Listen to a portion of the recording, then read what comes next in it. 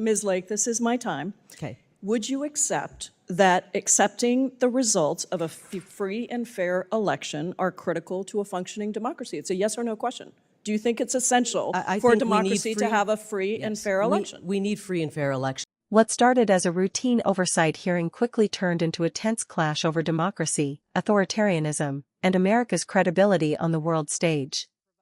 Congresswoman Pramila Jayapal repeatedly pressed Kari Lake on her praise for Hungary's Viktor Orbán and her refusal to acknowledge the 2020 election results.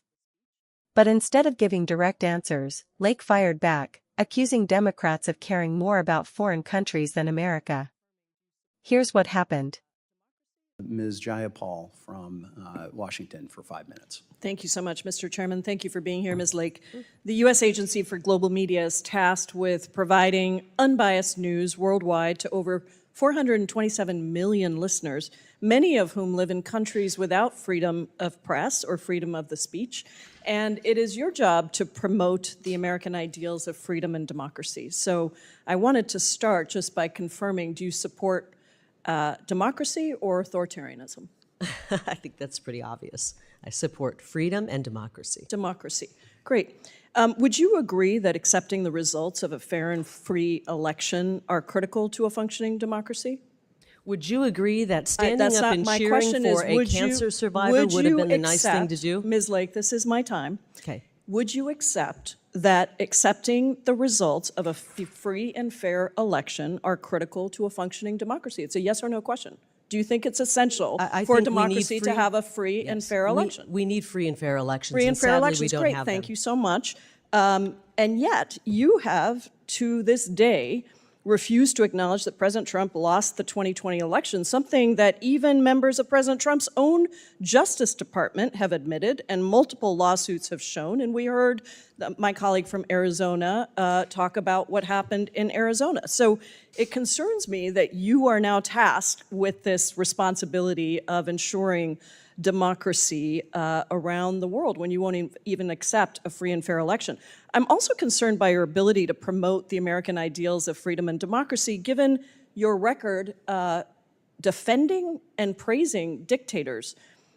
Let's look at Hungary. You previously stated that Hungary is, quote, doing it right, and that Hungarian Prime Minister Viktor Orbán was, quote, the greatest in America, greatest in caps, and, quote, and equal to President Trump. Do you stand by those statements? I think that Viktor Orbán has done a very good job at protecting his people and protecting the Hungarian culture. And so, I think Ms. Lake, if you ask people in Europe, other parts of Europe, the question here is very simple. They would be wishing that their leaders stood up for their people. Is Viktor Orbán the greatest in Europe? Yes or no? I think he's done the best job in Europe, yes. Okay, and so even Secretary Rubio acknowledged in a 2019 letter that under Orbán, Hungary took a downward democratic trajectory, and yet you insist that Hungary is doing it right. I want to cover some of the policies that Mr. Orbán is responsible for. Would you consider banning LGBTQ pride parades like Viktor Orbán has done in Hungary as doing it right, recognizing that pride parades are protected under the First Amendment? What does this have to do with the U.S. Agency for Global Media? I'm asking you whether you support the policies of dictators and authoritarians or whether you support democracy.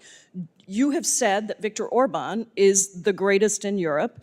So do you think that Viktor Orbán is doing it right when he bans pride parades? I think Viktor Orbán has put the people of his country first. So the answer is yes, you think it's appropriate that he's banning pride parades and using facial recognition technology to actually profile people that go to those parades? How about the fact that Orbán and his party control 80% of Hungary's media market? Are we here talking about Hungary? Yes, we are, because guess what? Your agency actually is responsible for other countries Hungary and is an unbiased ally. Can I remind you that Hungary is an ally of America? Oh, and so you think that it's okay that Viktor Orbán, the greatest in Europe, according to you, controls 80% of Hungary's media market? Is that level free and fair reporting?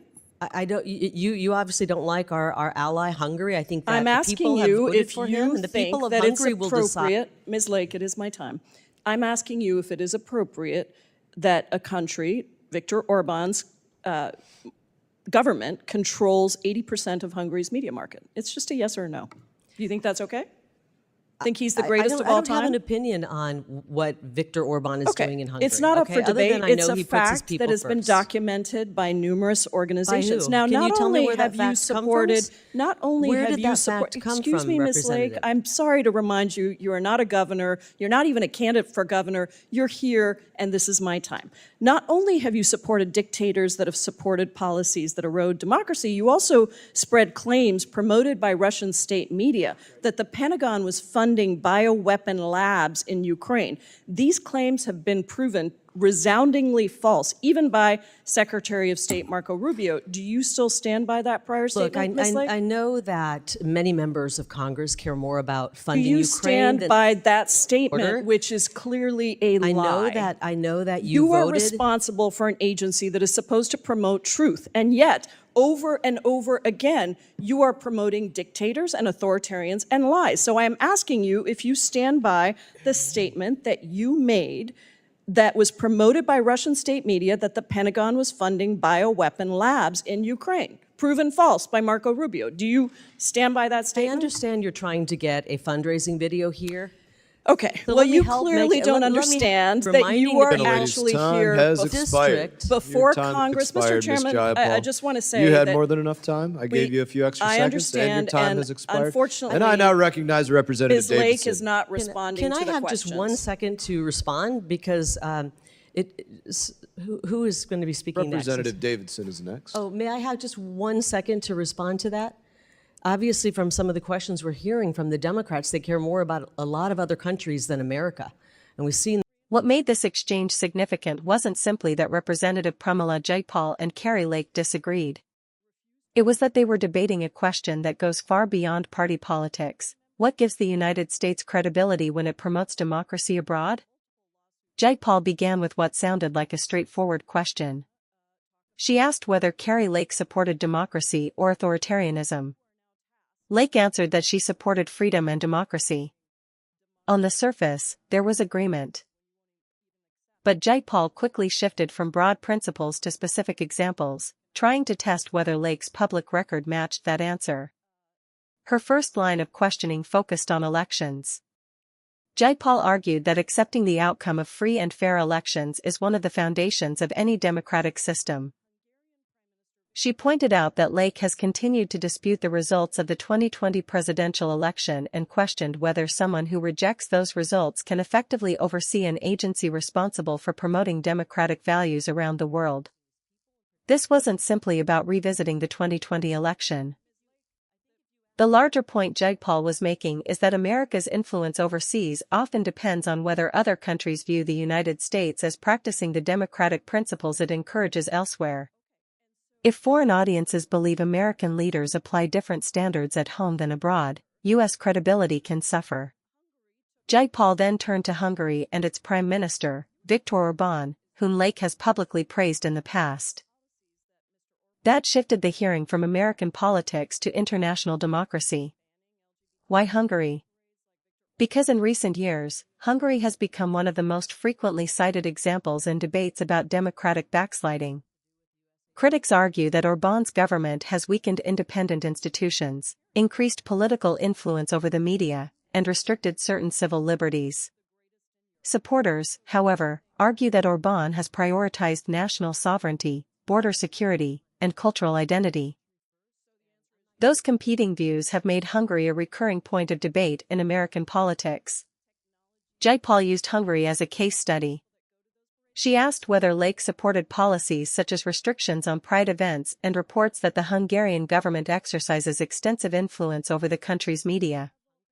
Rather than answering each policy directly, Lake repeatedly questioned why Hungary was relevant to the hearing, asking what those issues had to do with the U.S. Agency for Global Media. Jayapal's response revealed why she believed the questions mattered. The agency Lake oversees broadcasts news and information to audiences in countries where press freedom is limited. Jayapal argued that if the leader of that agency publicly praises foreign leaders accused of restricting media freedom, Congress has a responsibility to understand whether those views could influence the agency's mission. The exchange then shifted to Ukraine.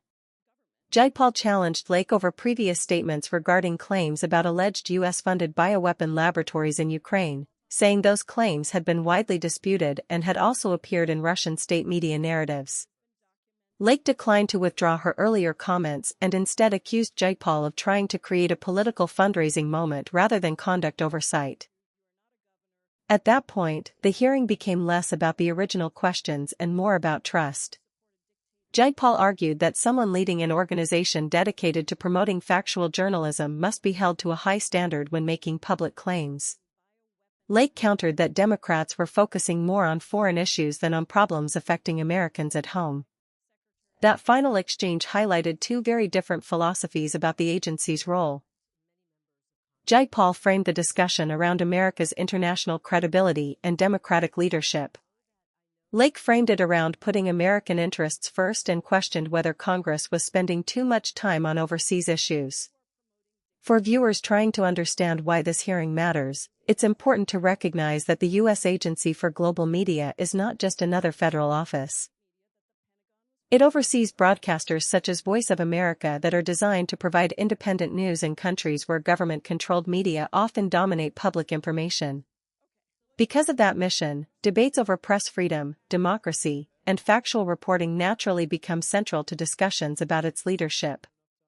Ultimately, the hearing wasn't only about Hungary, Ukraine, or even Kari Lake herself.